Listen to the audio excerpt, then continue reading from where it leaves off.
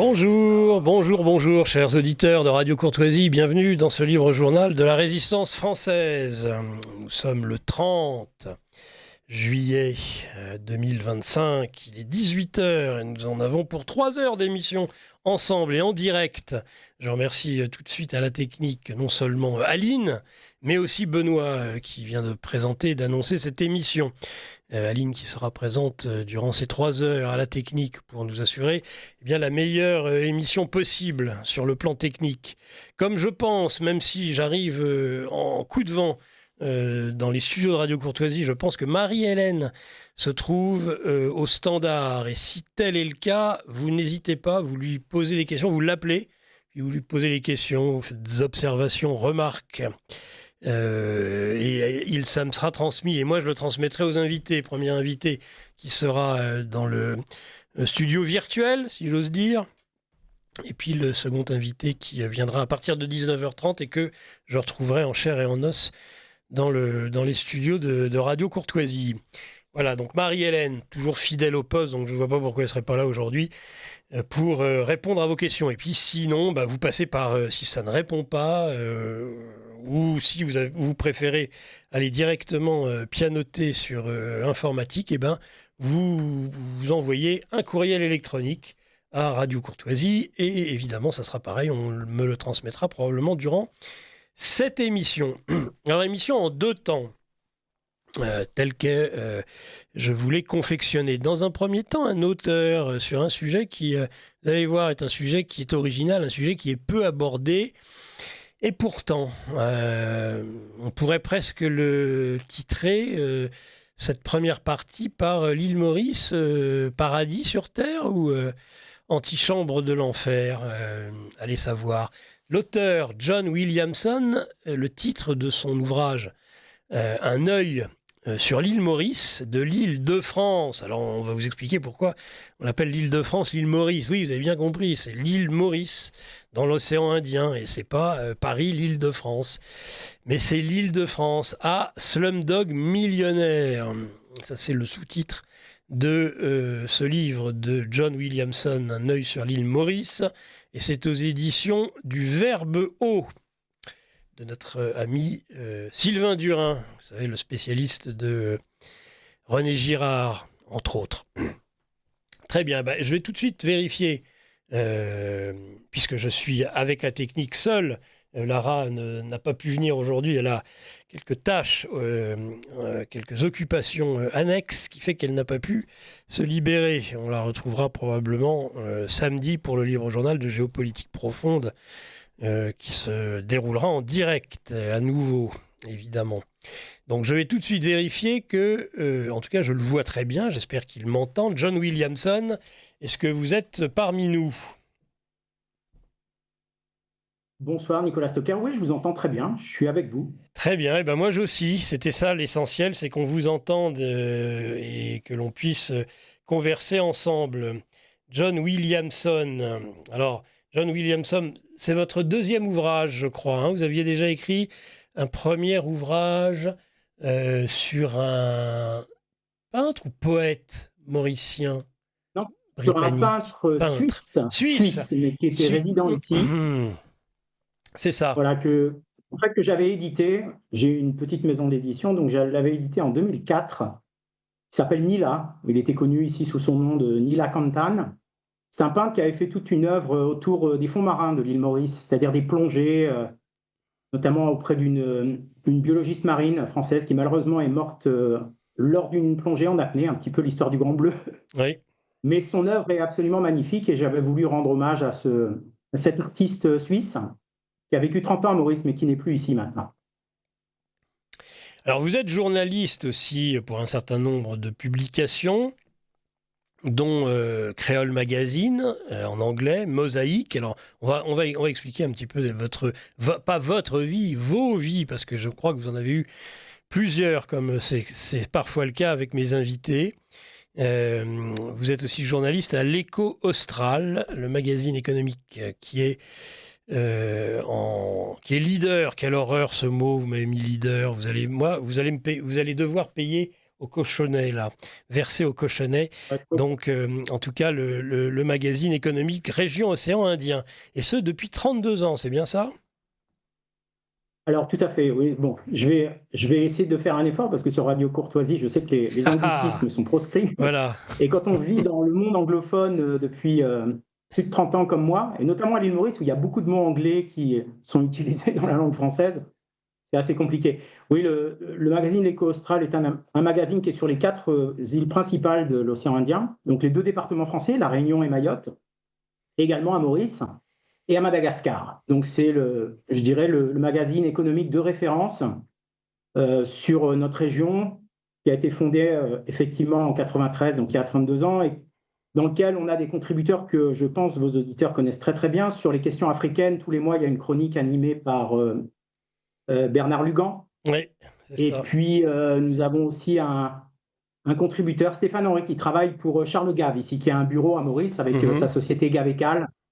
Donc voilà, c'est un magazine indépendant qui est vraiment une voix très intéressante et je suis très fier de travailler avec eux.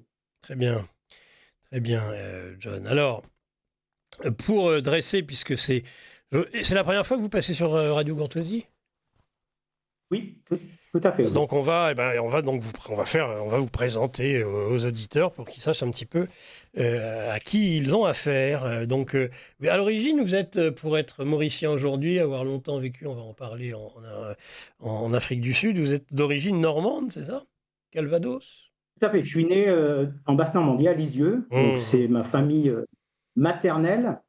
Mais j'ai des origines ch'tis également. Je suis du côté de mon papa, Ouais. on va dire originaire de la métropole lilloise. Ah, bah bien, très Et bien. avec des ascendances, si on remonte, parce que dans nos pays anglophones, on a le droit de faire des tests génétiques d'ADN. Donc j'ai pu Ouais. découvrir que j'étais 38% français, Ah, bah c'est déjà bien. 34% allemand d'origine de Francfort et 28% britannique Bien.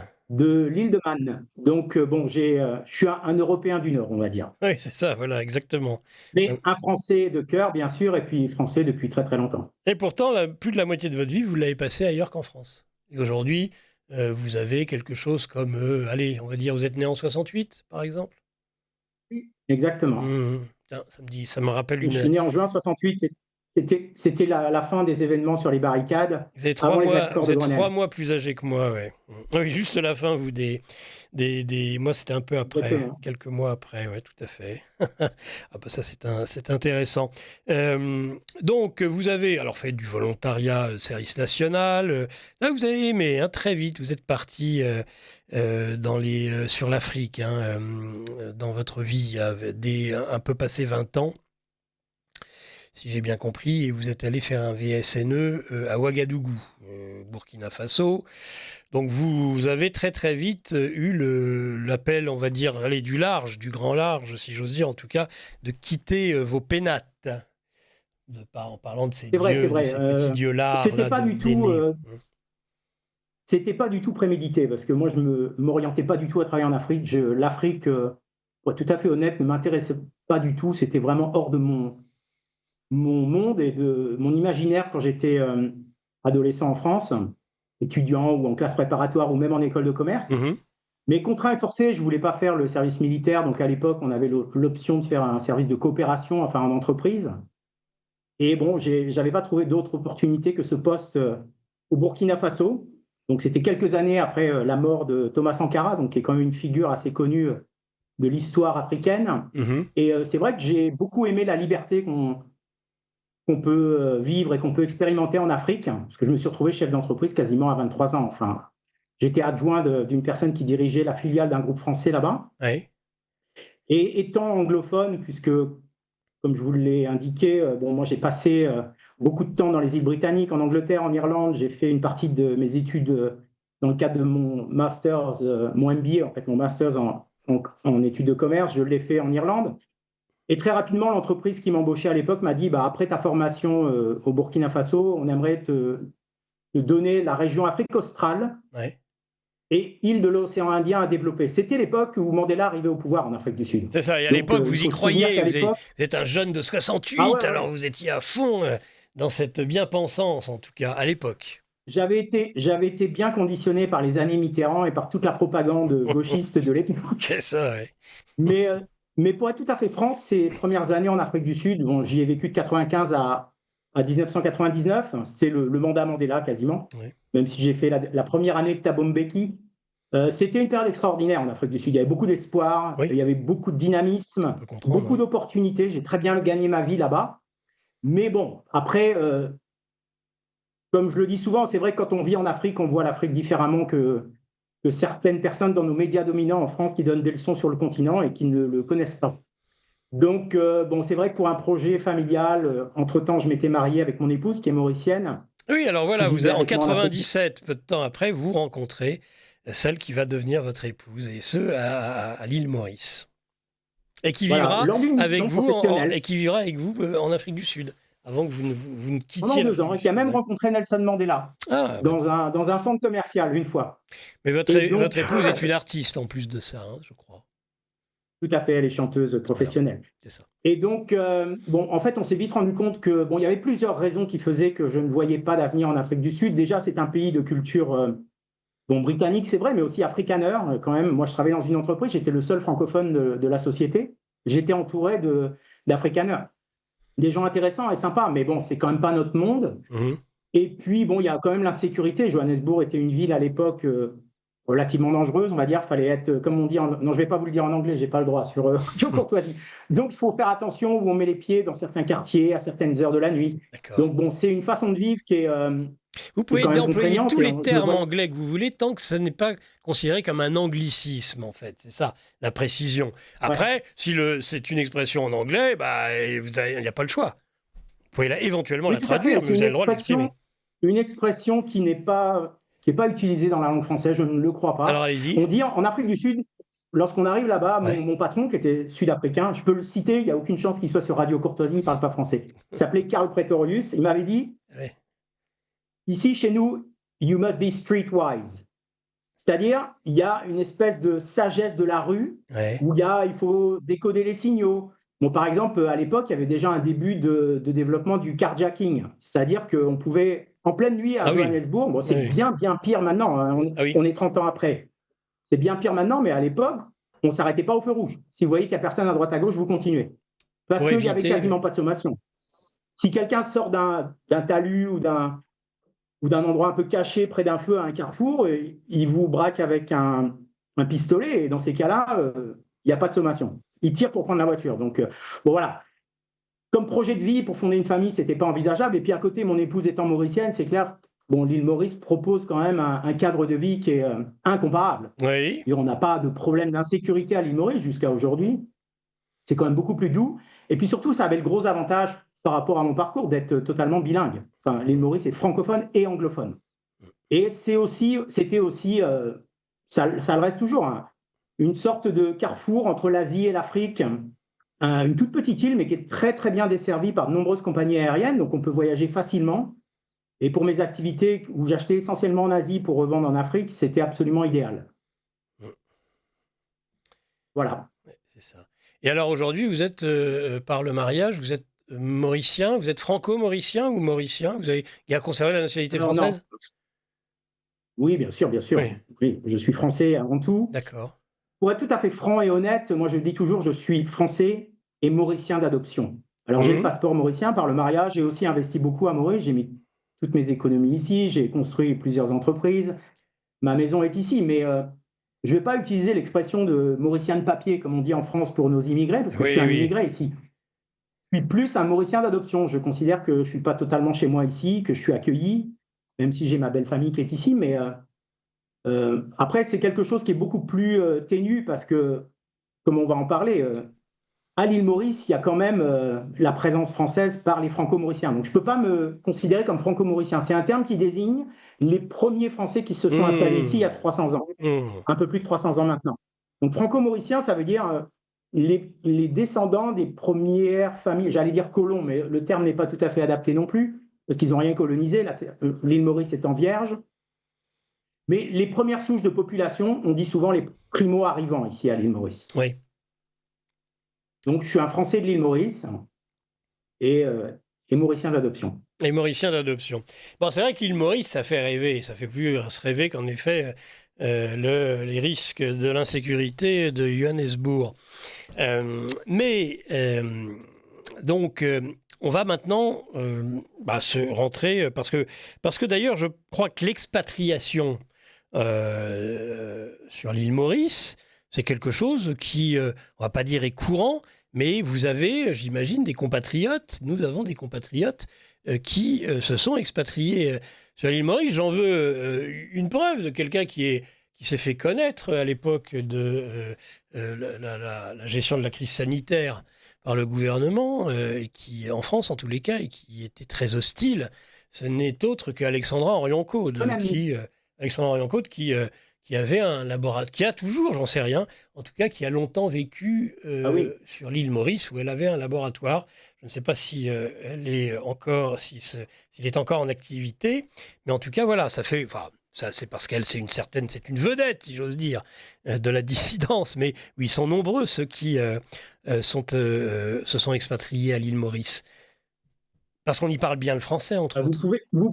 Bien sûr, vous ne pouviez pas être plus précis et plus juste parce que Alexandra Orion-Caude partage avec son laboratoire Simplissima les C'est ça. locaux de l'Éco Austral, où j'étais encore cet après-midi. Ah, très Alors, je bien. sais qu'elle n'est pas là en ce moment, elle est en Ouais, vacances en Europe, en France, ouais. mais oui, on se connaît bien. Et pour vous donner une petite anecdote, dernièrement, il y a Aldostérone qui vient de s'installer chez nous. Ah bon? Ah bah dites donc. Je Il croyais y a qu'il trois était semaines, il y a londonien. 3 semaines. Il a quitté Eh l'Angleterre. oui, d'accord.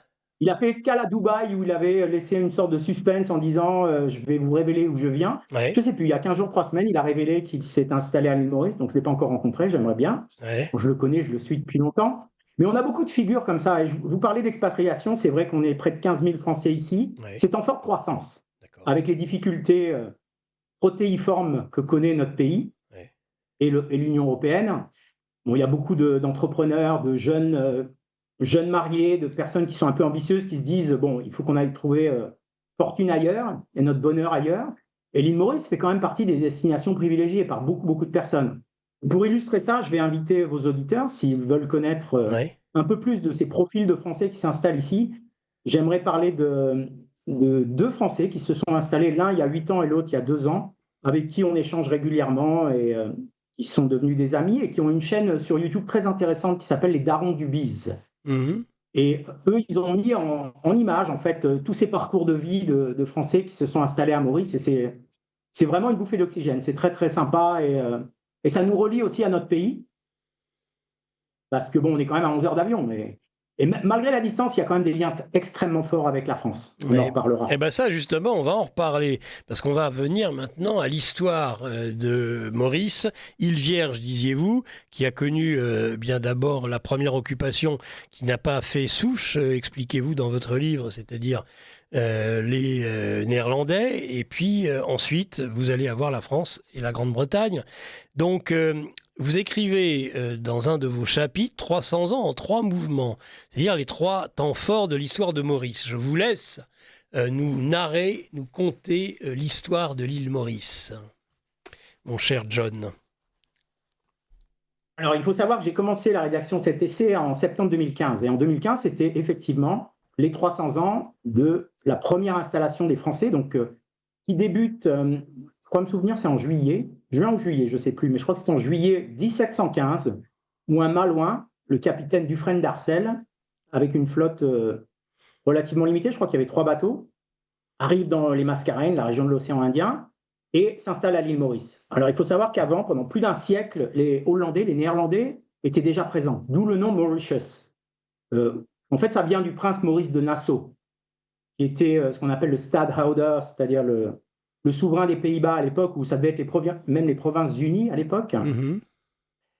Mais en fait, les Néerlandais ont renoncé à leur installation ici. Il faut savoir que cette installation, elle était liée bien sûr à la Compagnie des Indes orientales néerlandaise, qui s'appelle la VOSP en néerlandais. Alors leur base principale dans la région, c'était bien sûr le Cap, Kaapstad, comme on dit en afrikaans, ou Cape Town en anglais.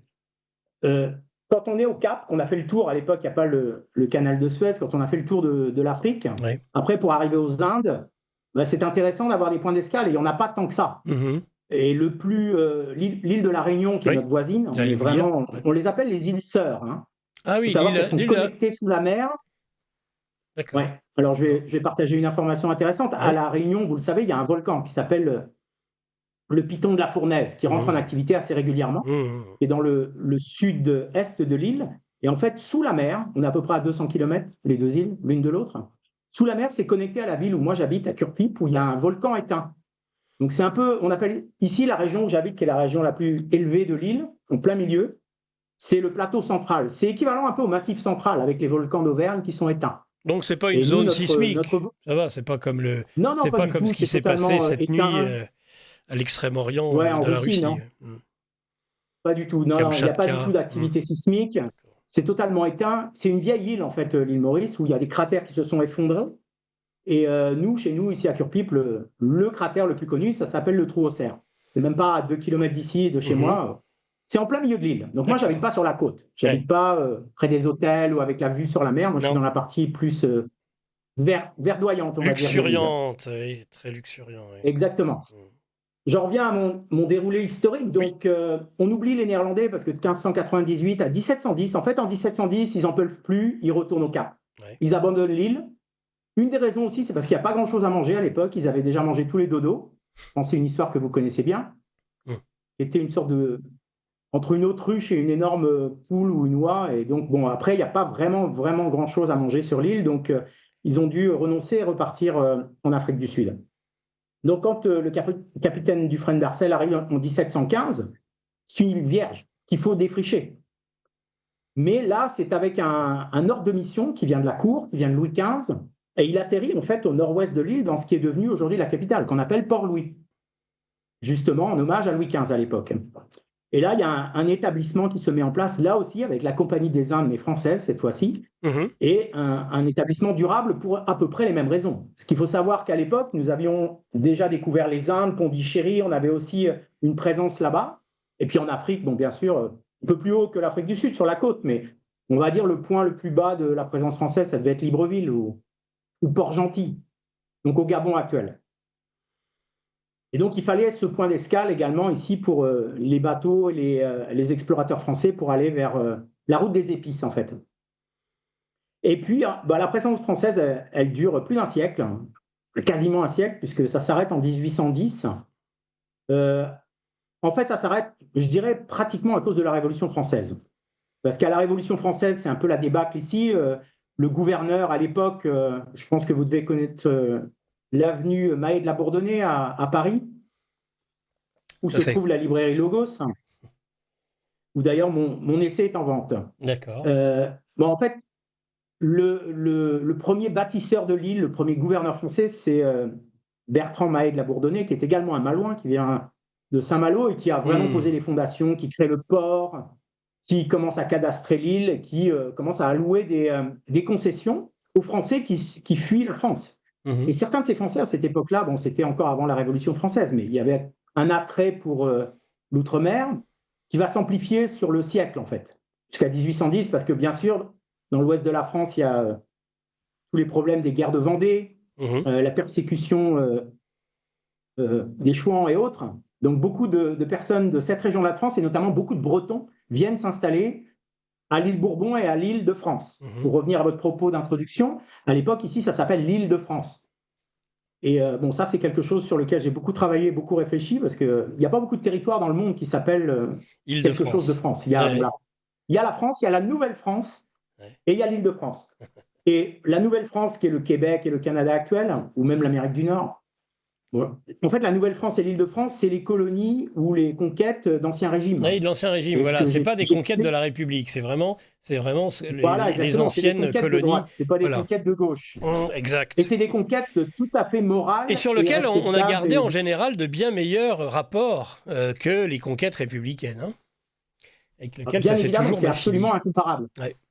C'est incomparable et je crois même, et ça c'est un élément sur lequel je réfléchis beaucoup, bon, mon livre, je l'ai écrit pendant presque 10 ans. Hein.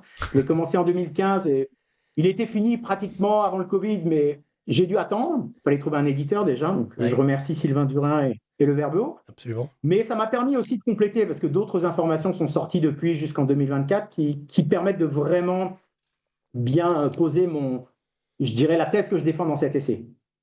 Mais bon, pour revenir à ces conquêtes d'Ancien Régime, bon, tout le monde connaît l'histoire de Pocahontas, et un petit peu, il y a un imaginaire absolument incroyable qui existe au Québec. Ça a attiré beaucoup de Français à une époque. Mmh.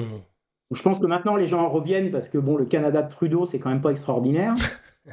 Et puis, on est un peu le pendant inversé. Je veux dire, les grands espaces, le froid, ça c'est le Québec.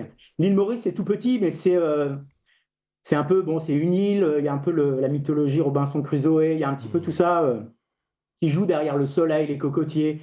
Alors, c'est Bah, il y a deux un modèles côté opposés, vraiment mais qui sont. paradisiaque, il y a vraiment cette image, il y a la carte postale, mais il y a le paradis sur Terre, parce que c'est pas une île avec seulement du sable blanc, il y a aussi toute cette végétation, cette luxuriance, qui donne cette impression de paradis, si tant est qu'il y ait eu un C'est vrai, paradis terrestre. c'est vrai, c'est vrai. Bon, c'est quelque chose qui, comme je sais que beaucoup des auditeurs de Radio Courtoisie sont lettrés et connaissent bien la littérature, je peux citer, bon, il y a deux grands auteurs. Comme vous avez pu le voir au fil de mon essai, ma première partie, l'avant-propos, s'appelle La nouvelle opinion publique, Mm. dont Radio Courtoisie fait partie, c'est-à-dire tous les médias libres, indépendants Ça, alternatif. et qui essayent, voilà, alternatifs, qui défendent la vérité, ce qu'on appelle, nous, dans le monde anglophone, les truthers. Ouais. Bon, en fait, je me suis appuyé un petit peu sur ces deux sphères-là, la sphère francophone et la sphère anglophone, pour sourcer mon essai, pour l'alimenter d'exemples parlants. Mais il faut savoir qu'ici, en 1841, il y a Charles Baudelaire qui est venu. Tout le monde connaît Les Fleurs du Mal, Ouais, L'Invitation au voyage. bien sûr. Bon, bah, en fait, quand il a écrit Tout n'est qu'ordre et beauté, luxe, calme et volupté, il parlait de l'Île-de-France. Ouais. Il parlait de ce paradis sur Terre qu'était l'Île-de-France. Et c'est aussi pour ça que mon sous-titre s'appelle De l'Île-de-France à Slumdog Millionnaire, parce qu'il y a tout un parcours, là, il y a aussi une dialectique. Et bah, tout dernièrement, sur un autre média de la nouvelle opinion publique, je vais le citer aussi parce que je trouve son travail extraordinaire. Moi qui suis un peu ch'ti et belge aussi, ou flamand d'origine, c'est Egonon, c'est une chaîne en Belgique que vous connaissez peut-être. Et il citait Tocqueville qui disait que toute personne qui n'a pas connu l'Ancien Régime n'a pas connu la douceur de vivre française. Bon, en fait, on retrouve ça ici. Quand vous Ouais. venez ici, pour vos auditeurs qui veulent venir en vacances ou qui sont déjà venus à Maurice, il y a des endroits absolument extraordinaires. Nous, je pense notamment, moi, c'est mon endroit préféré au niveau culturel, c'est le domaine de la Bourdonnais, où il y a le château La Bourdonnais. Oui. C'est tout un domaine, c'est une ancienne propriété sucrière. Aujourd'hui, bon, fait toujours un petit peu de canne, ils font du rhum, bien sûr, il y a un musée.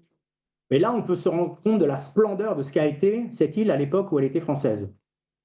Et bon, on peut multiplier les exemples comme ça de très jolies maisons coloniales. Je voudrais citer aussi dans le sud de l'île, la famille Guimbaud et mon ami Patrick et le domaine de Saint-Aubin. C'est des endroits vraiment à visiter où on fabrique, pour moi, le meilleur rhum de Maurice, le rhum agricole. Ouais, ouais. Donc voilà, ça vous brosse un petit peu ce portrait. Après, c'est vrai que bon, on perd l'île, comme je le disais, totalement à cause des soubresauts de la Révolution française, à l'époque de Napoléon, qui avait un peu d'autre chat à fouetter que de défendre l'Île-de-France. Ouais. Et donc, bon, il n'y avait pas assez de moyens et les Français qui étaient sur l'île ont essayé de résister face aux Anglais. Il y a eu la Donc fameuse les Anglais bataille ont mis la main sur l'île, voilà. Et allez-y, je vous en prie. Voilà, les Anglais ont mis la main, mais ils ont dû mettre de gros moyens et je vais vous expliquer comment ils ont réussi à capturer l'île et à la coloniser. Parce que la première colonisation, elle est britannique. Ouais. Les Français viennent sur une île vierge. Ouais, c'est ça. c'est Les ce que vous Anglais viennent expliquez. essayer de prendre la place des Français. Donc en 1810, il y a un premier essai Donc avec c'est une grande bataille un navale. premier grand remplacement. Voilà, exactement. On va y venir. En 1810 ou peut-être un an avant, je ne sais plus. Enfin, il y a la bataille de Vieux-Grand-Port qui a lieu au sud-ouest de l'île, près de Mahébourg. Donc, c'était le port historique au sud-ouest. C'est un peu l'équivalent de Marseille en France. C'est positionné au même endroit. Et en fait, les Britanniques échouent. Le capitaine Decamps et différents militaires français arrivent à défendre l'île. Ils n'arrivent pas à accoster. Mais bon, les Anglais retournent en Inde et reviennent avec une armada de 10 000 personnes, dont beaucoup de sipahis. Enfin, vous connaissez cette histoire des engagés de la marine qu'il y avait dans les forces de la navale, qu'elles soient françaises ou britanniques, dans la Royale. Mais ça existait aussi chez les Britanniques, donc ils reviennent à 10 000 avec à peu près 8 000 renforts indiens. Et là, ils arrivent dans le nord de l'île et en fait, ils accostent sans aucune résistance. Un endroit qui s'appelle Cap Malheureux, Ouais. jusqu'à aujourd'hui, parce que les Français de l'époque avaient bien voulu signifier ce que ça représentait. Donc voilà, après, bon, de 1810 à 1968, l'île sera britannique. Et l'indépendance intervient en 1968, donc à quelques mois juste avant ma naissance. Donc c'était aussi quelque chose d'intéressant, parce que bon, l'indépendance de l'île Maurice, ici, c'est à peu près en même temps que les événements de mai 68. C'était en mars, ici, le 12 mars. Oui, c'est amusant que l'île Maurice devient indépendante votre année de naissance. Ça doit être pour vous une synchronicité, un hasard qui a du sens. Ouais. Un signe du destin, peut-être, oui. Peut-être, oui. Et vous avez acquis cette indépendance en venant vivre sur l'île Maurice, vous allez nous l'expliquer. Donc indépendance en 1968. Et alors, le troisième, donc ça c'est le deuxième mouvement, hein, c'est-à-dire que vous avez l'installation des Français, c'est votre premier mouvement. Hein. Deuxième mouvement, l'indépendance. Et le troisième? Le troisième, il est aussi lié à mon histoire, donc c'est vrai que mon essai est assez subjectif. Moi, j'ai scindé l'île Maurice en 3 étapes. Ouais. Les Français arrivent, ils posent les fondations, c'est eux qui défrichent, qui structurent l'île, qui créent des ports, qui créent tout, qui amènent le chemin de fer, qui lancent l'exploitation de la canne, qui fera le succès, la fortune de l'île. 68, c'est l'indépendance, avec des guillemets, on va dire, mais ça, c'est quelque chose que je ne peux pas développer encore, ou à moins que vous voulez que j'en parle plus profondément. Mais bon, c'est une indépendance, mais quand même avec des liens forts avec l'ancienne colonie britannique, parce que bon, le système politique ici est un copier-coller de Westminster, on va dire. Oui. Donc c'est un Premier ministre avec des élections à un seul tour, oui. Donc un mode de scrutin uninominal à un tour, qui, comme en Angleterre, favorise pas du tout l'alternance. Enfin, je veux dire, les petits partis n'ont absolument aucune chance d'arriver au pouvoir ici. Donc voilà. Et après, le troisième temps, il est intéressant, il a lieu en fait en fin d'année 1999. Alors pourquoi c'était une date importante à la fois pour moi et pour le pays? C'est qu'à l'époque, j'ai été marié depuis 2 ans. On avait décidé de quitter l'Afrique du Sud avec mon épouse et de s'installer à Maurice. Ma femme était déjà venue s'installer en décembre ou novembre 1999 de Johannesburg. Moi, j'étais encore à finir mes affaires en Afrique du Sud et je suis arrivé qu'en mai de l'année suivante. Mais en 1999, il y a des émeutes raciales à Maurice qui sont liées à l'assassinat ou on va dire au meurtre ou en tout cas une affaire qui est à peu près élucidée aujourd'hui, d'un héros de la musique locale, une sorte d'équivalent de Bob Marley. C'est d'ailleurs un admirateur de Bob Marley, ouais. Il s'appelait Kaya. Ouais. Je crois même que toute son influence, voilà, l'affaire Kaya.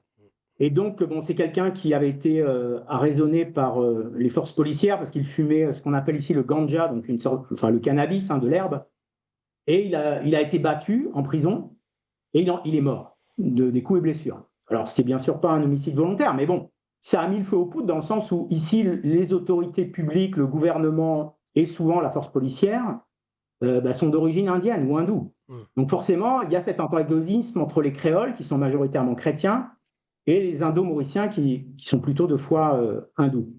Donc moi, à l'époque, j'ai appris la chose alors que j'étais dans l'avion pour venir à Maurice. Ouais. Et donc, bon, il y a eu des émeutes pendant 8-10 jours, dans toutes les grandes villes de l'île.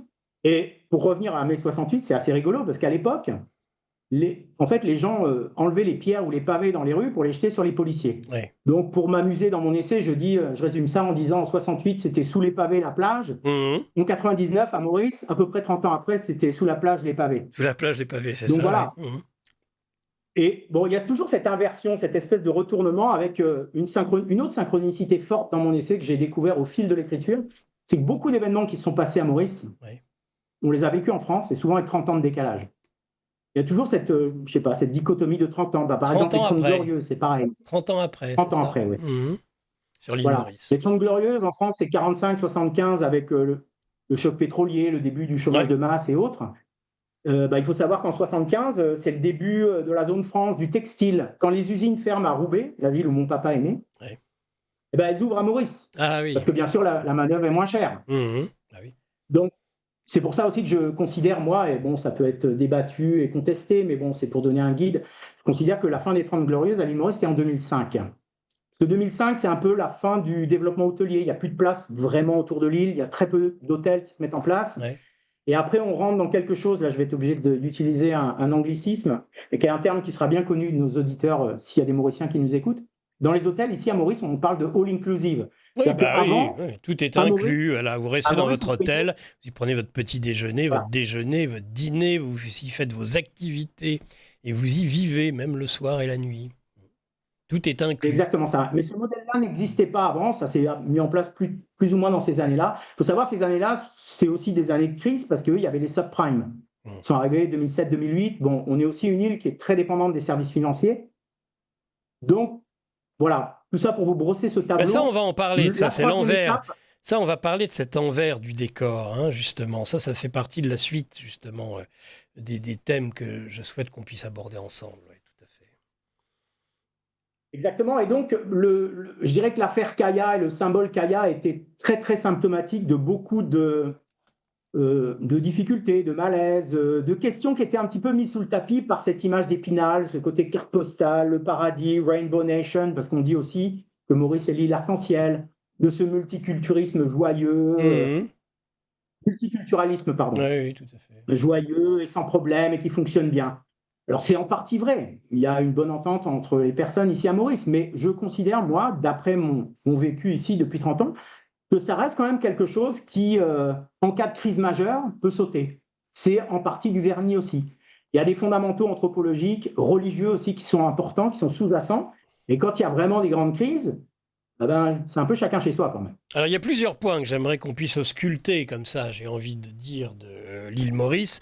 Ça va être sa population, ça va être sa langue, ça va être ce genre d'éléments qui sont centraux, majeurs, sur du vivre ensemble, justement. Est-ce que déjà, on est sur une population homogène sur l'île Maurice?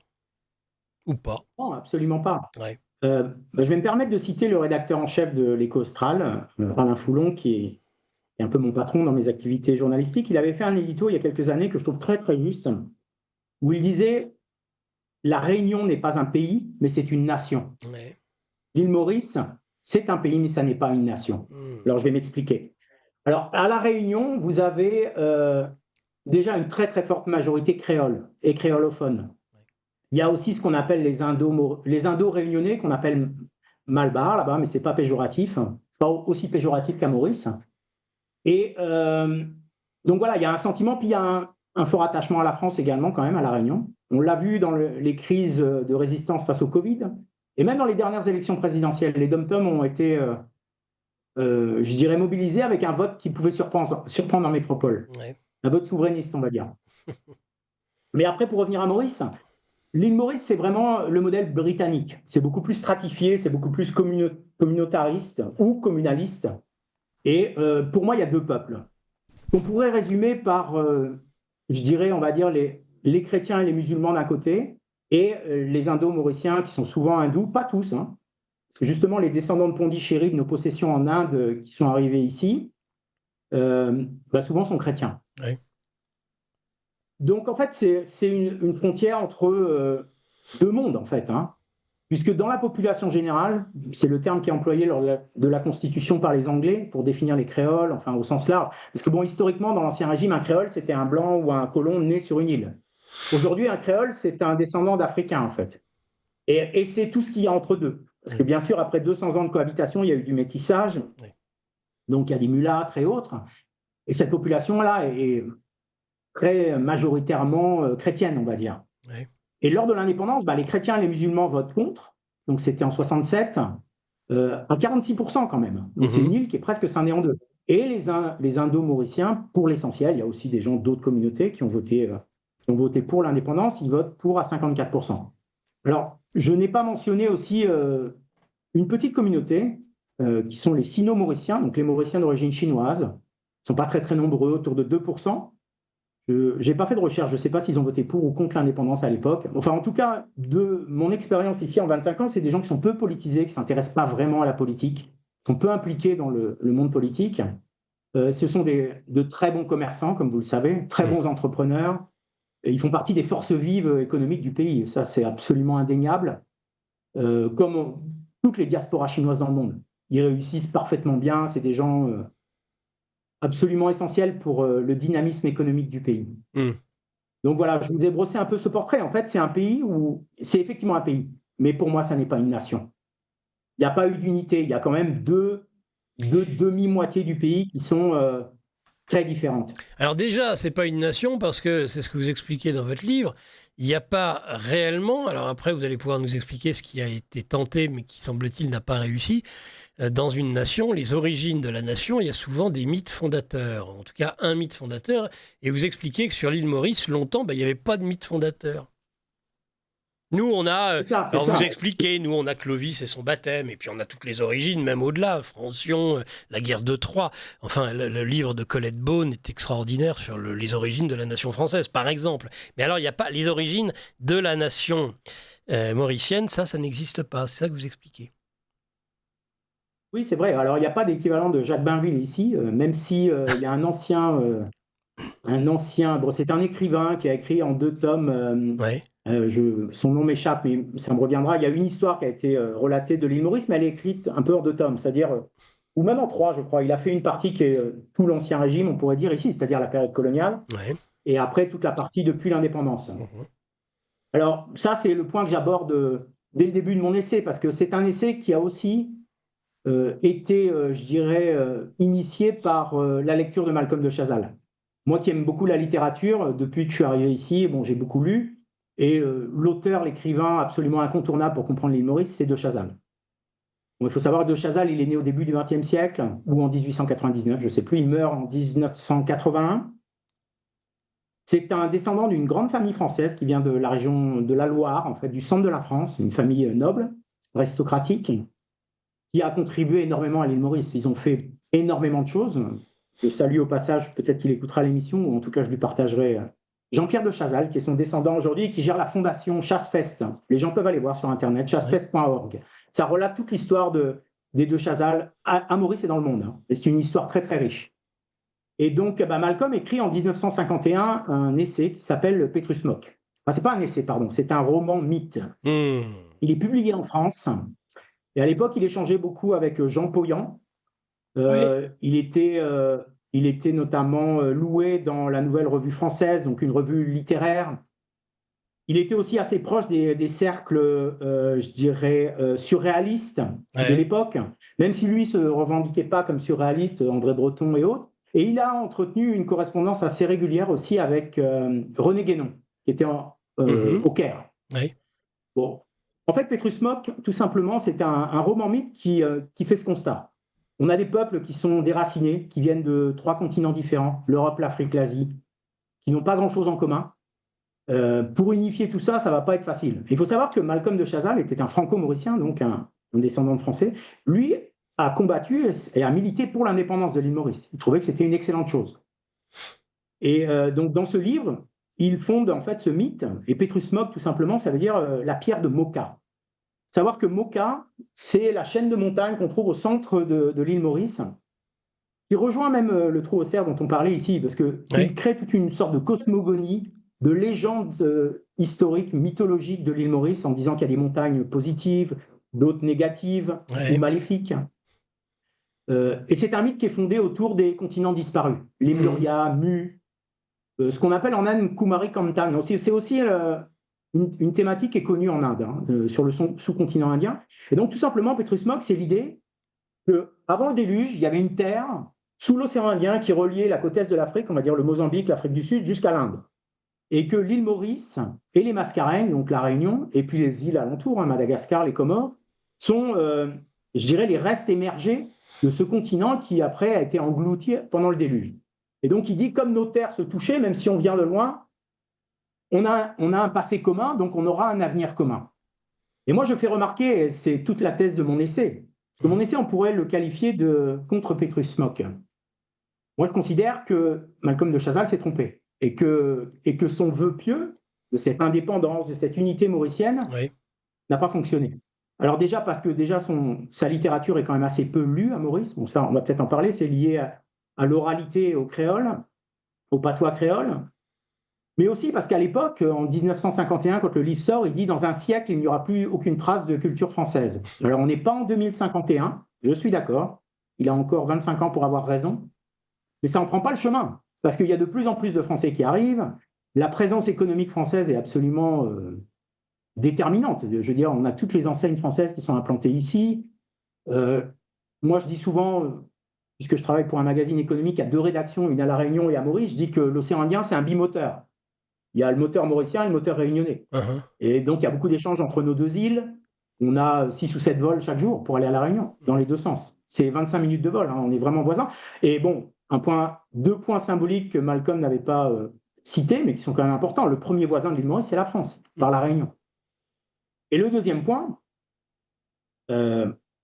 qui me semble important quand même à noter, c'est que quand il dit ça à l'époque, il était en fait membre du Parti travailliste, ce qu'on appelle le Labour Party, qui est le parti de l'indépendance, qui a amené l'indépendance. Son leader à l'époque, Sir Sagar Ramgoolam, est chargé des négociations à Londres avec les Britanniques. Donc il prêchait un petit peu pour sa paroisse, Malcolm.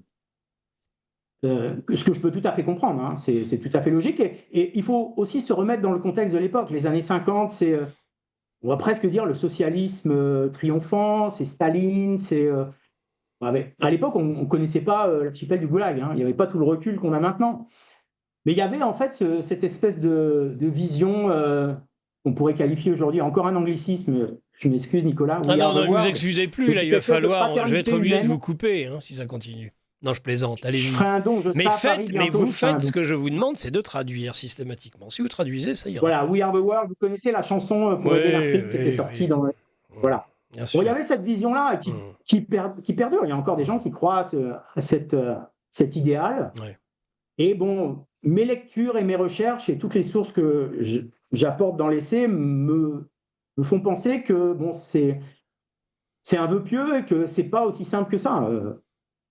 Que pour moi, c'est un échec parce que bon, les fondamentaux anthropologiques et religieux ne s'effacent pas aussi simplement, bien sûr. Même après 57 ans d'indépendance. Les gens, pour citer un exemple, là dernièrement, on a eu des grands concerts d'artistes de Bollywood ici, indiens, et je suis allé voir le dernier d'ailleurs, c'était très intéressant, c'est toujours intéressant de connaître les autres cultures, mais la communauté indo-mauricienne est très fortement, elle regarde à l'Est, si vous voulez. Les franco-mauriciens sont attachés à la France et à l'Europe. Les créoles, ce qu'on dit nation ici, c'est-à-dire vraiment en droite descendance de l'Afrique, ont un peu le rêve panafricaniste. Vous voyez, c'est assez morcelé en termes d'imaginaire, en termes de référents culturels. Alors, et donc le rêve multiculturel, la Rainbow Nation locale, c'est dans les faits, c'est quelque chose qui reste superficiel, qui existe, hein, mais qui pour moi est superficiel. Là, on va creuser ce sujet, si vous le voulez bien, justement, John Williamson, mais auparavant, passez ce très court bobino et on revient tout de suite après avec vous. Culture, économie, société, politique. Pour répondre aux défis qui nous attendent, Radio Courtoisie donne la parole à ses auditeurs. Vous aussi, donnez votre avis sur l'avenir de votre radio. Bâtissez avec nous la prochaine grille de programme. Participez à notre grande enquête en allant sur enquête.rc.fr. Et pour recevoir notre enquête par la poste, demandez-la par courriel à secrétariat@rc.fr ou téléphonez au 01 46 51 00 85. Bien, vous voyez, chers auditeurs, si, et on vous le propose, vous avez envie de participer à la future grille des programmes de Radio Courtoisie, et vous l'êtes, puisque c'est une radio associative, justement, Radio Courtoisie, concernée par l'avenir de votre radio, vous n'hésitez pas, vous allez sur le site internet, si j'ai bien compris, de Radio Courtoisie, et bien vous allez donner vos avis sur les programmes tels qu'ils existent aujourd'hui, tels qu'ils seront demain.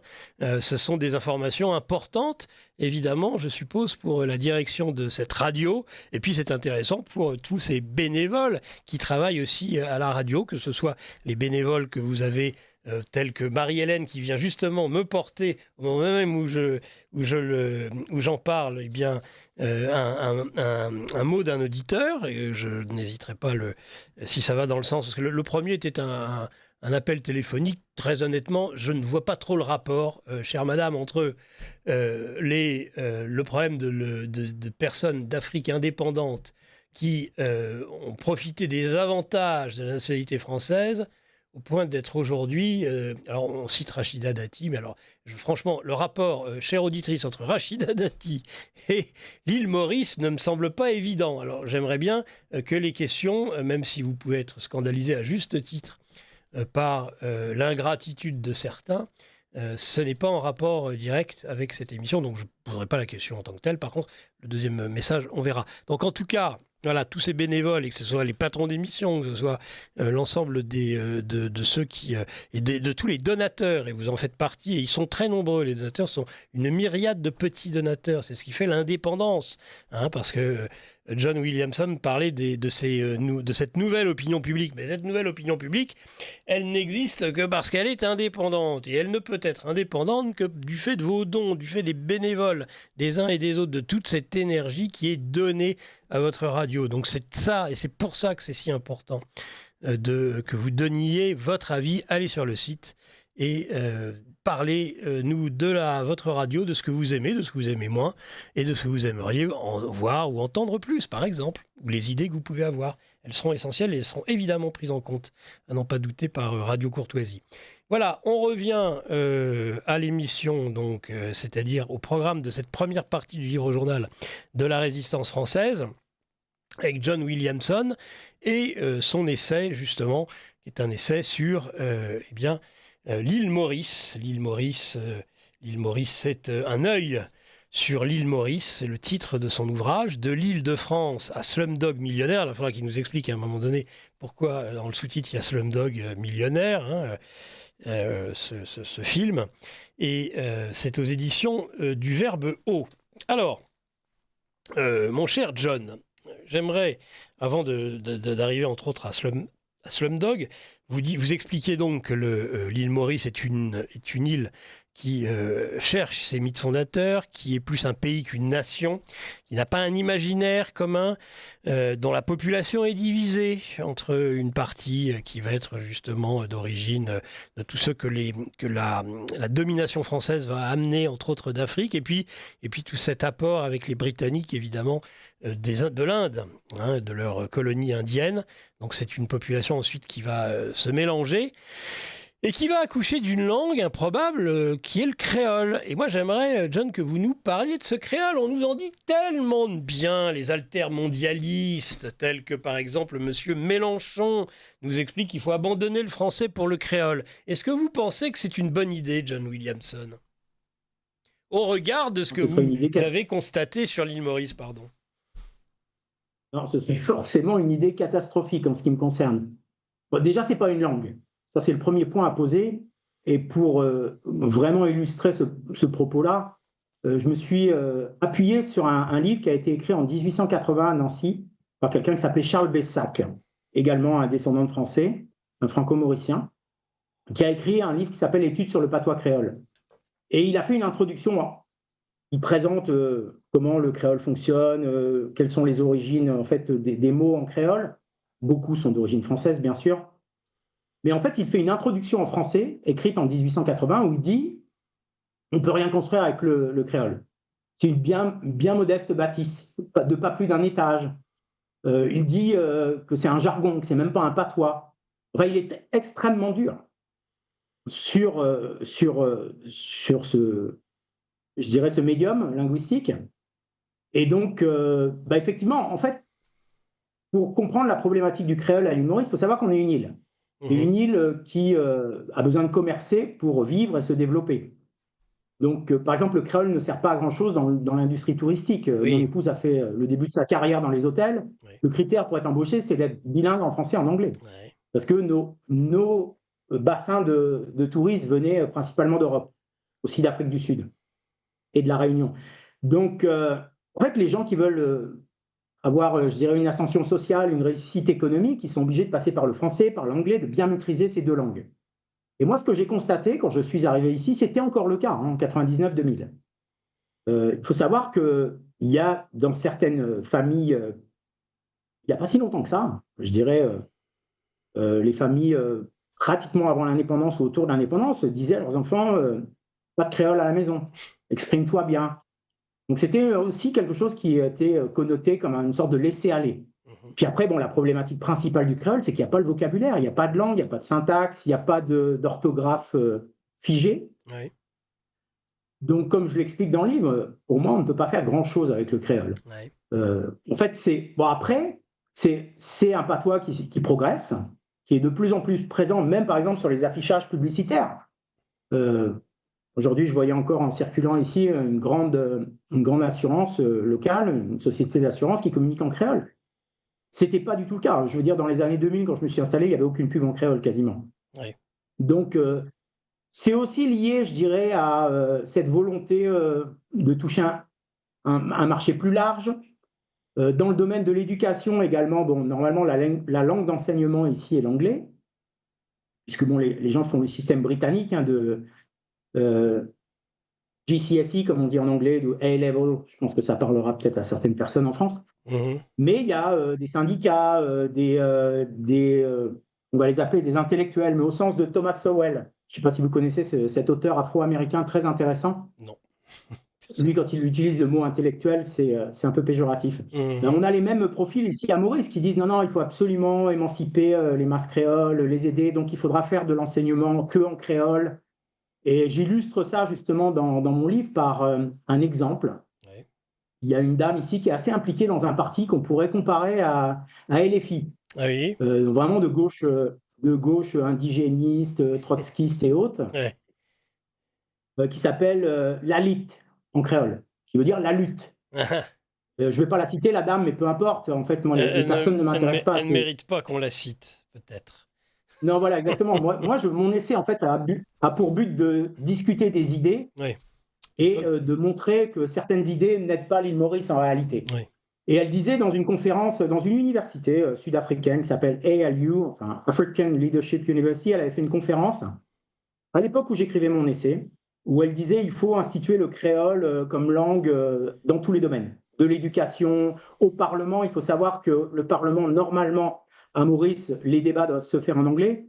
Alors des fois, ça bifurque très rapidement sur le créole, ça c'est presque incontournable à Maurice. On saute souvent de l'anglais au français, au créole, en mélangeant un peu les trois langues.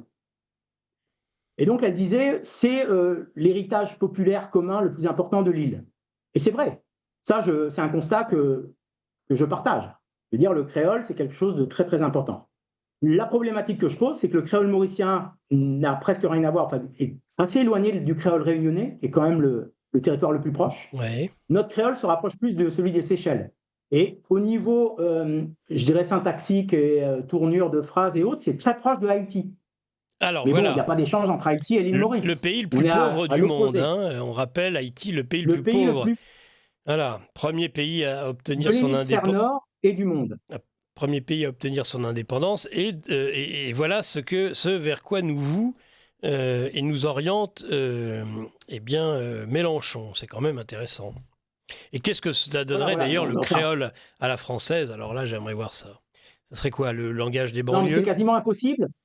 C'est quasiment impossible, mais en même temps, dans mon essai, dans ce chapitre, le chapitre 4 sur le créole, je cite une émission que tout le monde pourra retrouver sur Internet facilement, qui a été diffusée sur France Culture en France. Et le titre de l'émission, c'était « Et si l'avenir du français, c'était le créole ?» Il faut l'écouter, c'est à tomber de sa chaise, c'est vraiment marrant. Surtout pour des gens qui vivent comme moi, ici, dans un pays créolophone. Eh oui.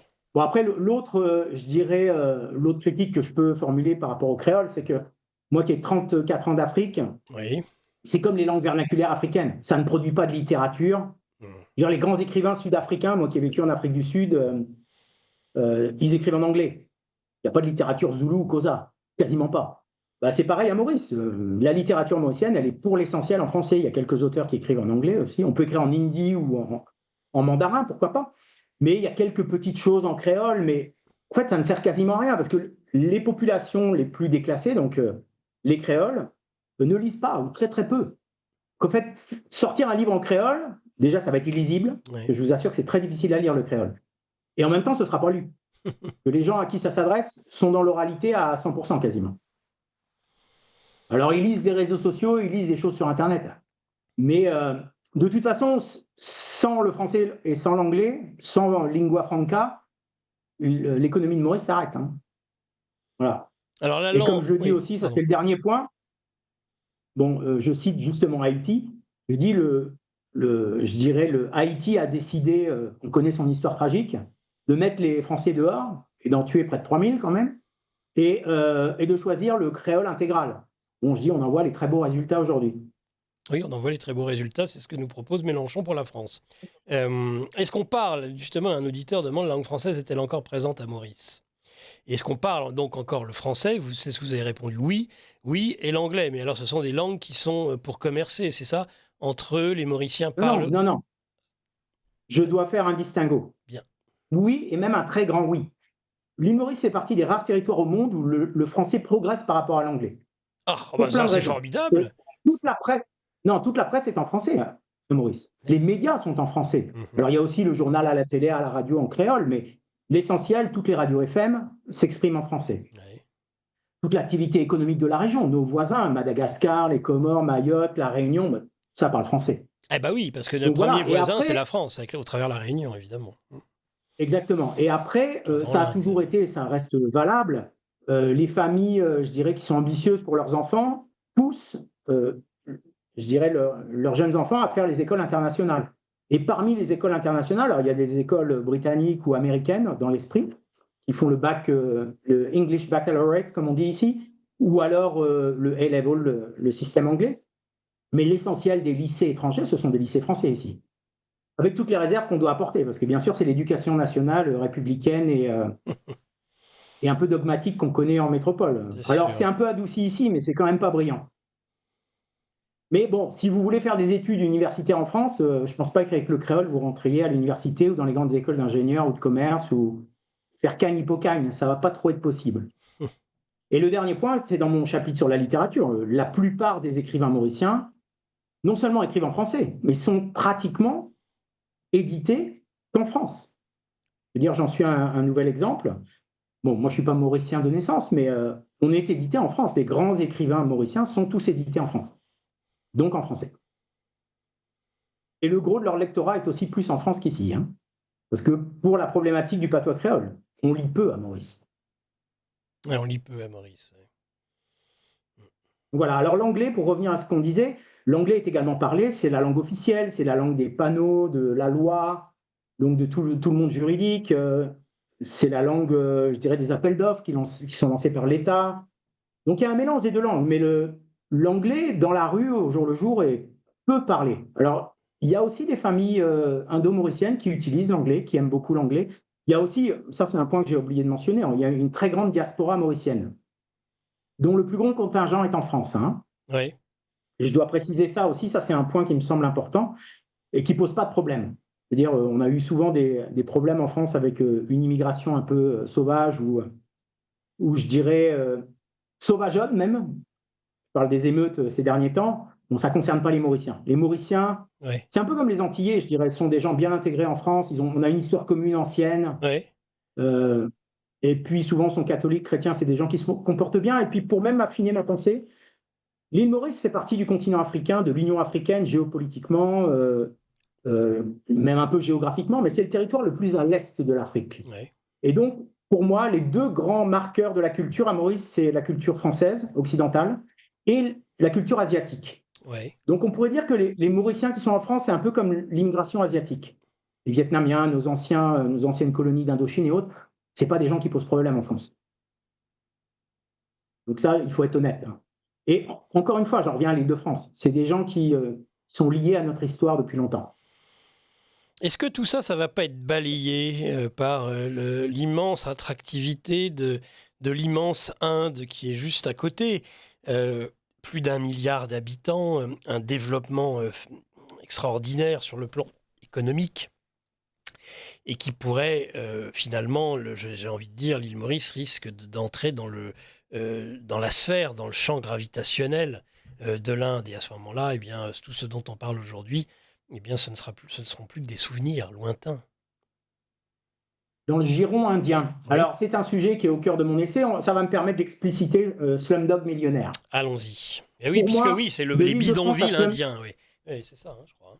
Alors, oui, mais je n'ai pas utilisé ce nom de film. En fait, c'est un film de Danny Boyle. Ouais. Et je l'explique dans mon essai parce que je voulais être clair, ça n'a rien à voir avec le film. Hein.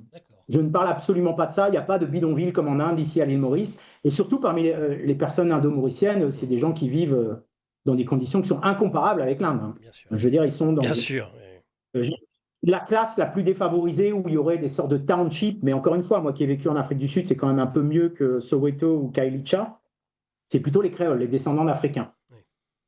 Donc, je reviens à Slumdog Millionnaire. J'ai utilisé ce terme qui est en anglais, bien sûr, le nom du film, parce que c'est deux mots qui définissent un petit peu les bornes de ce qui est devenu l'île Maurice depuis 25 ans. Alors, Slumdog, littéralement, ça veut dire des chiens errants. C'est ça.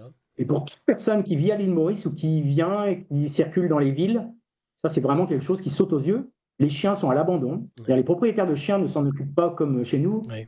On est le pays de 30 millions d'amis, ou je ne sais pas si c'est 40 ou 50 millions d'amis maintenant, de nos jours.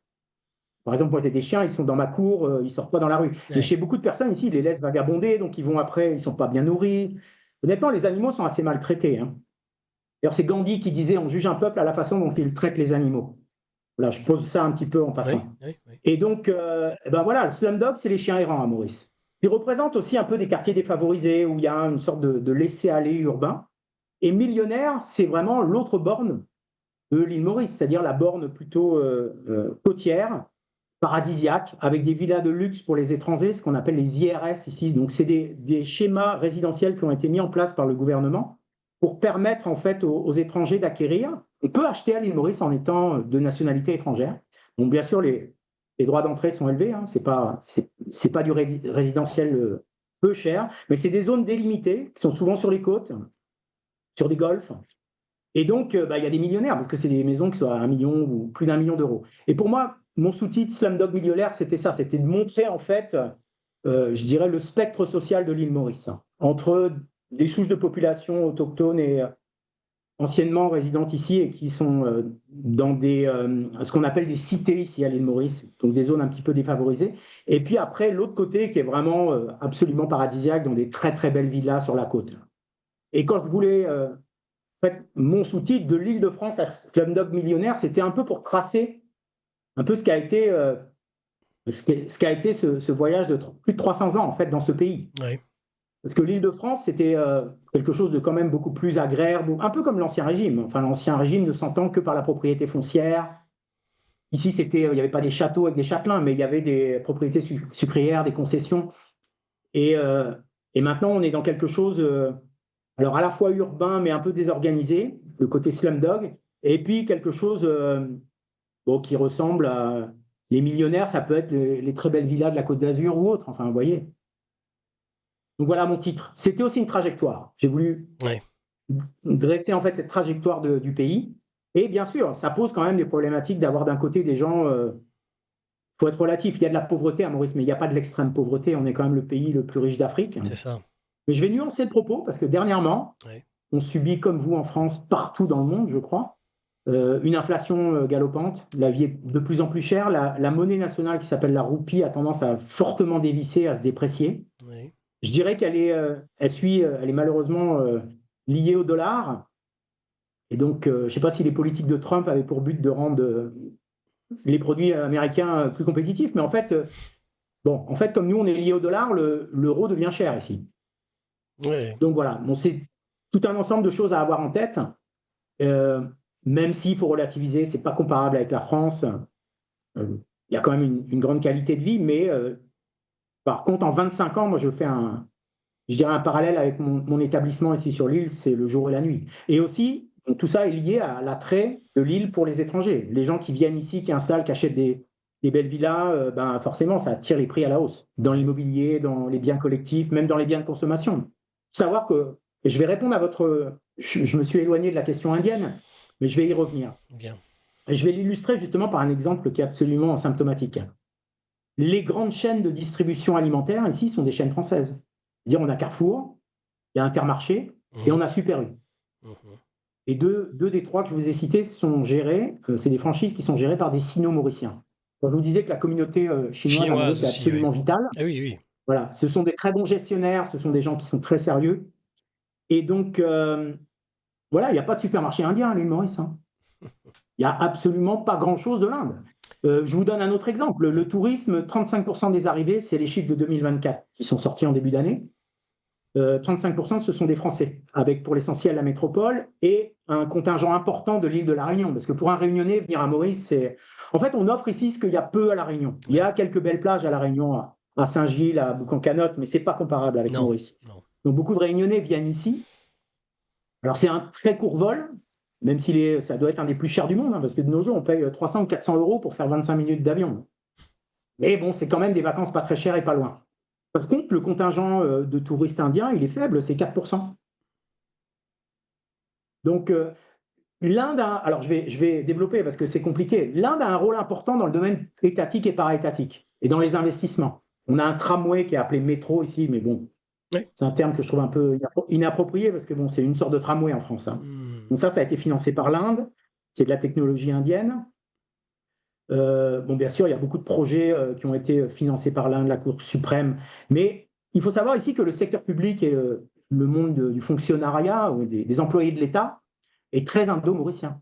Beaucoup d'Indiens travaillent pour, on va dire, le gouvernement ou les structures étatiques et para-étatiques. Alors, dans ce cadre-là, bien évidemment, il y a beaucoup d'aide de l'Inde et beaucoup de collaboration. Il y a aussi, bien sûr, une forte présence du soft power indien par Bollywood, ça c'est absolument incontestable, que ce soit les cinémas, les concerts et tout, ça se développe même dernièrement. Mais, comparé à la France, moi je trouve que la France a une présence beaucoup plus grande ici, à la fois culturelle. Beaucoup de Mauriciens commentent l'actualité française. Alors, ils commentent aussi sans doute l'actualité en Inde. Bon, moi, si c'est en hindi, je peux pas comprendre. Mais je le vois rarement. Enfin, ça arrive, hein, mais on parle un peu de ce qui se passe en Inde, mais beaucoup moins par rapport à ce qui se passe en Europe et en France. Un autre exemple qui est symptomatique, qui touche les Indo-Mauriciens comme les créoles, ici, la population qui adore le football suit les clubs anglais. C'est-à-dire, si les Anglais ont laissé quelque chose, ils n'ont pas laissé de pub. Il n'y a même pas un pub digne de ce nom à Maurice. L'impact des Britanniques a été absolument dérisoire. On roule à gauche, la langue officielle est en anglais. Mais moi, je pense qu'un Anglais vient à Maurice, il ne se sent pas chez lui. Quand un Français vient ici, beaucoup me le disent. Je parlais des darons du bise et des expatriés récemment installés. Beaucoup disent on se sent chez nous ici. On se sent comme en France. Et ça, c'est quelque chose de très subtil et qui, à mon avis, a beaucoup à voir avec l'Île-de-France. Beaucoup à voir avec cette empreinte énergétique, spirituelle même, je dirais, qui a été posée ici il y a plus de 300 ans. Donc voilà. Alors après, pour être tout à fait honnête et franc, l'autre côté de cette dialectique, il y a des gens qui appellent Maurice, enfin notamment parmi les Indo-Mauriciens, qui appellent Maurice Little India. Parce qu'il y a aussi une présence indienne avec des temples et autres, et on retrouve une marque indienne. Ouais. Mais sur le plan économique, sur le plan culturel, les médias, il n'y a pas de journaux en hindi, à ma connaissance. Peut-être que je dis une bêtise, mais je ne crois pas. En 25 ans, j'en ai jamais vu. Il y a des gens, bien sûr, qui apprennent l'hindi et qui le parlent, mais ce n'est pas du tout présent. Le français est très dominant. Et pour conclure sur cette idée, je dirais que beaucoup d'Indo-Mauriciens, et moi qui suis golfeur, qui joue au golf, j'incite d'ailleurs vos auditeurs, pour les gens qui adorent ce jeu magnifique, on a une destination absolument extraordinaire au niveau du golf. Ah oui, c'est bien connu. C'est bien connu. Très beaux parcours, il faut qu'ils viennent en vacances à Maurice. Et parfois, je partage des parties avec des personnes. J'ai rencontré une fois un couple d'Indo-Mauriciens retraités de la fonction publique et qui me disaient, nous, quand on est allé en Inde, on a eu un choc. Dans le sens où ils ne se sentaient pas chez eux. Ils disaient, c'est vraiment sale, désordonné, chaotique. Et c'était des gens parfaitement francophones, francophiles. Et en fait, ils sont baignés de cette culture créole ou française. Et donc, les Mauriciens indiens, pour beaucoup, ne sont pas des Indiens de l'Inde pensant en hindi. C'est d'autres personnes, même s'ils ont un lien aussi forcément avec leur continent d'origine. Donc, c'est là, en fait, le cœur de la problématique identitaire mauricienne. Ce que je dis, c'est que tous les Mauriciens sont d'ici et d'ailleurs. Bien, merci John. Il reste un quart d'heure à peine. Hein. Vous savez que vous êtes fort bavard, c'est très bien d'ailleurs, parce que ça rend les voilà, mais ça passe très vite. Et donc, dans le petit quart d'heure qui va rester, moi j'ai envie de voir l'évolution. Alors déjà, attendez, à un moment donné, je me demandais s'il n'y avait pas même un golf Trump. À l'île Maurice, mais non, ça n'existe peut-être pas. On connaît l'acquaintance du président actuel américain avec le golf. Mais très bien, vous m'avez donné la réponse. J'aimerais qu'on... Il y a place, mais je dois préciser sur ce sujet un point très important. Je ne sais pas si ça a été décidé sous l'administration Trump, peut-être pas. Il y a une énorme ambassade américaine qui se construit à Maurice. Une très grande ambassade régionale. Ce sera la plus grande de toutes les représentations diplomatiques. Voilà, jusqu'à présent, elle était la plus grande en termes de personnel, elle était dans la petite Arménie.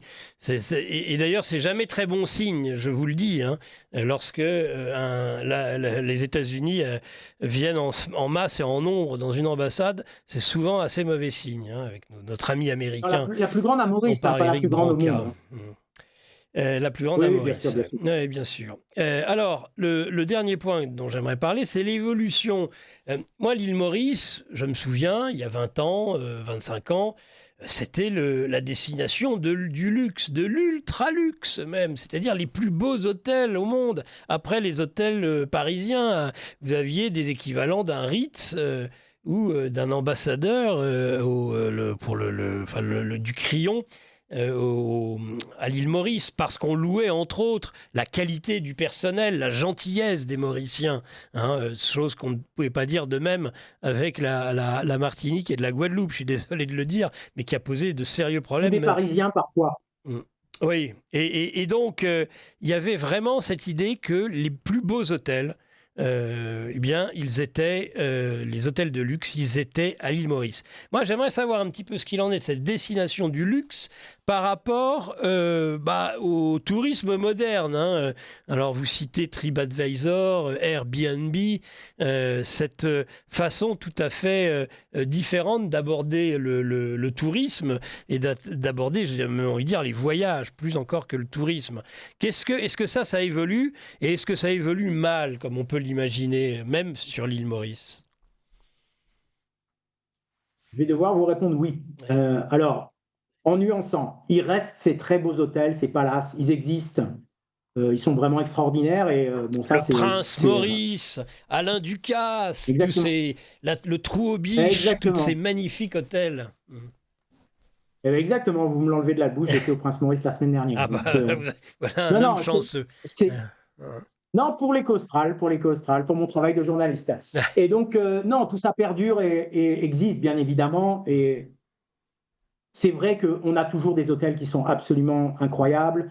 L'accueil reste très, très bon. La qualité de la gastronomie, on parlait d'Alain Ducasse, je vais faire un lien avec le Prince Maurice et notamment le groupe Constance qui est derrière, c'est le groupe hôtelier qui gère le Prince Maurice. À une époque, il faisait un festival culinaire qui s'appelait Bernard Loiseau, dans un autre hôtel du groupe qui s'appelle le Belmar Plage. Ouais. D'ailleurs, je vais rendre hommage à quelqu'un qui est décédé aujourd'hui, mais qui est un Français aussi. Il faut savoir, beaucoup de Français ont fait beaucoup pour la destination touristique mauricienne. Encore une fois, j'en reviens à ma dialectique France-Inde. Je veux dire, le tourisme français, quand il a fallu lancer la destination Maurice dans les années, on va dire, 50, un des grands hommes politiques de l'île, il s'appelait Sir Gaëtan Duval, il est décédé aujourd'hui. Le premier réflexe qu'il a eu, c'était de dire, je vais aller en France, je vais demander à Brigitte Bardot de venir à Maurice. Elle en parlera dans Paris Match et ça va lancer la destination. Et c'est une histoire vraie, c'est ce qui s'est passé. Et il y a eu beaucoup après de grands directeurs d'hôtels, notamment français, qui ont fait cette destination. Mais bien évidemment, la modernité, les technologies effritent un peu tout ça. Et puis, on a aussi un autre problème qui est plus récent, mais la jeunesse mauricienne, alors pour l'élite, ceux qui font les lycées internationaux et autres, quittent l'île Maurice pour aller faire leurs études supérieures et donc ne reviennent pas. Et parmi les plus jeunes, ça c'est, je dirais, un des travers d'un pays anciennement pauvre ou nouvellement riche, c'est que les jeunes ne veulent plus travailler pour pas grand-chose ou faire d'efforts ou autre. Ce qui pousse parfois maintenant les hôteliers à recruter en dehors de Maurice, même à Madagascar par exemple, ou avec des étudiants africains qui étudient sur l'île. Et ça, bon, c'est quand même quelque chose qui effrite un petit peu le sens de l'accueil vraiment spécifiquement mauricien, la Mauritian touch, comme on disait avant. Parce que avoir face à soi un vrai Mauricien qui parle français et anglais parfaitement, bah, ça avait quelque chose avec la gentillesse, le sourire qui est très présent ici. Ça avait quelque chose d'unique au monde, en fait. Il y a peu de pays qui sont bilingues. J'en reviens au Canada, Nouvelle-France, Île-de-France, il y a peu de pays comme ça. Et donc, ça s'effrite. Et bien sûr, la technologie, TripAdvisor. Aujourd'hui, il y a beaucoup de gens qui viennent à Maurice, mais qui logent chez l'habitant. Donc, on a un tourisme qui, quantitativement, se maintient. On est à 1,3 million. Enfin, il y a pratiquement autant de touristes qui viennent par an à Maurice qu'il y a de population. Même peut-être un petit peu plus. Mais je trouve que maintenant, le tourisme vraiment de grand luxe, de très, très haut niveau, s'effrite un peu pour être remplacé par un tourisme, comme je disais tout à l'heure, all-inclusive, c'est-à-dire des gens qui viennent pour pas trop cher ou alors avec pas de coûts cachés, ils savent à quoi s'attendre, et qui, pour certains, vont aussi dans des villas ou chez l'habitant. Donc, voilà, c'est plus tout à fait les années dorées du tourisme que moi j'ai connues. Et puis, je vais citer un exemple qui m'est plus proche personnellement par mon épouse, l'animation hôtelière, la qualité des musiciens et des chanteurs et chanteuses qui existent et qui existaient à l'île Maurice. Là aussi. Mais là, c'est aussi un grand débat qu'on ne va pas ouvrir ici, mais c'est aussi l'évolution de la musique dans le monde. On n'est plus dans les années 70, 80, 90. Enfin, je veux dire, c'est plus du tout comparable. Ouais, c'est plus comparable. Donc, il y a beaucoup de facteurs qui ont fragilisé en fait cette image qui était absolument parfaite de l'île Maurice, hein. Et puis bon, je dois citer aussi un autre élément qui a été un des grands scandales des dernières années, qui a coïncidé aussi avec l'écriture de mon essai. En fait, en 2015, quand j'ai écrit mon essai, beaucoup de choses se sont produites. La décennie 2010-2020, il y a eu beaucoup de grands événements qui m'ont poussé à écrire cet essai. Et dans un hôtel que je ne vais pas citer, mais il y avait une jeune femme très connue dans les îles britanniques. C'était l'héritière d'une grande fortune d'Irlande ou d'Irlande du Nord dans les courses de chevaux, qui a été assassinée dans un hôtel. Elle a été noyée dans sa piscine. Pas dans la piscine, dans sa baignoire, pardon. Bon, je crois que l'affaire est toujours elle n'est pas vraiment élucidée. On ne sait pas trop qui a fait ça, quel a été le mobile. Mais bon, quand un événement comme ça se produit, c'était à la une de tous les tabloïds britanniques. Parce que c'était la fille d'un grand magnat des courses hippiques au Royaume-Uni. Donc, bon, ça, c'était un événement qui, je pense, ne s'était jamais produit avant. Il y a aussi, je dirais, des cas comme ça où les touristes représentent des portefeuilles ambulants, peuvent être des cibles, je dirais, de petits malfrats ou de crimes, même sordides comme celui-ci. Donc voilà, bon, il faut nuancer, ça reste quand même un pays extraordinaire. Oui. Les gens qui veulent venir découvrir, c'est une destination incroyable. Et il y a aussi toute cette culture et ce patrimoine français. Il y a justement un auditeur concernant l'île Maurice. Peut-on connaître les conditions, surtout financières, pour s'installer sur cette île et obtenir la nationalité mauricienne en comparaison pour les Mauriciens venant sur notre territoire? Alors, c'est une question compliquée à laquelle je vais pouvoir répondre, mais que partiellement, parce que ce n'est pas un sujet qui me concerne. Enfin, moi, j'inciterai vraiment cette auditrice à contacter les darons du Biz.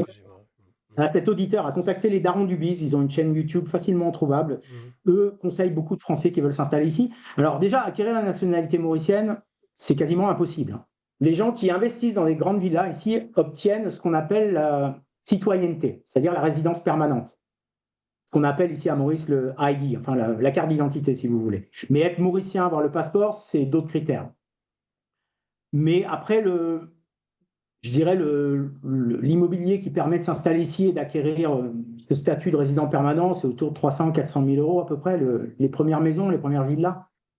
Voilà, après, oui, bien sûr, ce n'est pas comparable avec les Mauriciens qui s'installent en France, hein.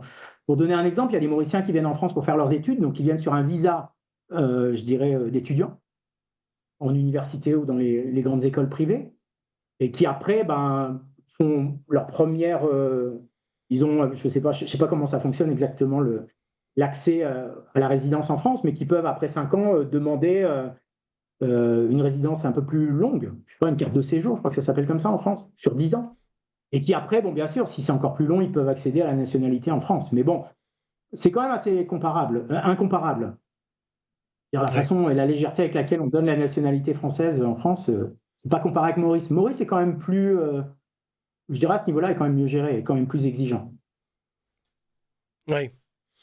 Un auditeur... Bon, bien sûr, par le mariage, excusez-moi Nicolas, par le mariage, dans les deux cas, bon, les Mauriciens qui épousent des Français en France vont devenir Français. Comme mon épouse est devenue Française. Et moi, j'ai bénéficié de ça, parce que quand on s'installe ici, qu'on investit, qu'on crée de l'emploi, et qu'on est résident depuis quand même... À l'époque, il fallait 4 ans de résidence sur l'île, en étant marié à une Mauricienne pour devenir Mauricien. D'accord, bien entendu. Une auditrice, cette fois-ci, quelle est l'image de Leclésio, le prix Nobel Alors là, c'est une très bonne question. Je remercie votre auditeur. L'auditrice dit qu'il vit à Rodrigue, une autre île. Bravo pour l'émission.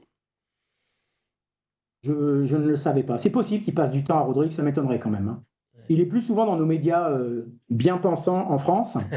Alors, bon, son image est très bonne à Maurice, forcément. Ouais. Parce que ça, c'est le thème de mon chapitre sur la culture. Ouais. J'ai un chapitre aussi sur la littérature. Oui, oui. Et je cite notamment une conférence du Cercle Aristote qui avait été organisée par Pierre-Yves Rougeron, et dans lequel il y avait Juan Asensio et Pierre-Marie, je crois, qui avaient... le thème de la conférence, c'était « Quelle littérature dans un pays des faits ?» en parlant de la France. Et c'était juste après que Leclésio ait obtenu le prix Nobel de littérature. Et Juan Asensio, qui est le meilleur critique littéraire de France, disait « Depuis que Leclésio l'a eu, tout le monde peut l'avoir. » Bon, moi, j'ai lu qu'un seul de ses livres. J'ai pas été impressionné. Je trouve ça assez. Ça s'appelait Désert, justement. Je trouve ça assez aride. Bon, voilà, en fait, bon, c'est on va dire, un écrivain très bien pensant, très cosmopolitiquement correct. Ouais. Mais ces notions-là sont peu connues à Maurice. Les gens ne se rendent pas bien compte. Encore une fois, peu de gens lisent. Et donc, les gens vont écouter les médias dominants, les médias institutionnels et penser que c'est génial. Ou... Je peux donner un autre exemple qui est assez parallèle, assez similaire. C'est Natacha Apana, qui est un peu une star en France. Elle passe dans tous nos médias, la grande librairie et autres. Elle a eu des prix littéraires chez les jeunes. Bon, moi j'ai lu, je n'ai pas été impressionné. Je veux dire, c'est pas Romain Guérin, c'est pas le journal d'Anne France, si vous voulez un parallèle avec ce qui se fait de mieux en France actuellement. Bien sûr. Donc voilà. Mais tout ça, c'est bien. J'invite cette personne à lire mon essai et elle verra que je l'ai bien expliqué. Et que malheureusement, la plus grande maladie de l'île Maurice, c'est ce gauchisme et ce progressisme, cette naïveté, cette crédulité par rapport à tous ces poncifs. Et mon essai avait pour but justement de remettre les choses en perspective. Eh bien, très bien. Je pense que je rappelle d'ailleurs le livre de John Williamson, notre invité du jour, livre qui est édité aux éditions du Verbe Haut, Un œil sur l'île Maurice, de l'île de France à Slumdog Millionnaire. Ben écoutez, il reste une petite minute dans cette première partie d'émission. Mon cher John, si vous voulez conclure, je vous laisse bien volontiers 7 minutes qui vous restent, une minute. Avec plaisir. Merci Nicolas de m'avoir accueilli ce soir. C'est moi qui vous remercie d'avoir disponible... accepté cette invitation au pied levé, c'est le cas de le dire. Non, on est en plein hiver ici, il y a du temps. J'ai du temps, surtout qu'on est en soirée ici, il est 21h30. Là, il y a 2 heures Donc mon de essai est disponible pour les personnes de votre audience qui sera intéressée. Vous pouvez le trouver bien sûr sur les grandes plateformes, la Fnac, Amazon. Si vous voulez défendre des libraires indépendants et des libraires qui défendent nos idées, la librairie française, bien sûr, à Paris, la librairie Logos, également près de l'école militaire, dans une avenue on ne peut plus mauricienne, l'avenue Maë de la Bourdonnais. Également sur le site de mon éditeur, les éditions du Verbe Haut, pour les gens qui sont dans le Grand Est, près de Nancy. Bien sûr. Voilà, et dernier point, je tiens à vous annoncer, comme je fais d'abord le lancement en France, je serai en France de mi-septembre à mi-octobre, avec pas mal de dédicaces, notamment à la librairie française, à la librairie Logos. Je vais passer dans d'autres médias de la nouvelle opinion publique. Donc, pour les auditeurs qui veulent me retrouver et échanger avec moi sur cet essai, ils seront les bienvenus. Merci. Merci beaucoup, John Williamson. Un œil sur l'île Maurice, de l'île de France à Slumdog Millionnaire, aux éditions du Verbe Haut. Un grand merci pour ce passage dans ce livre-journal de la Résistance française. Merci à vous. On se retrouve, chers auditeurs, tout de suite après la petite pause technique. Merci.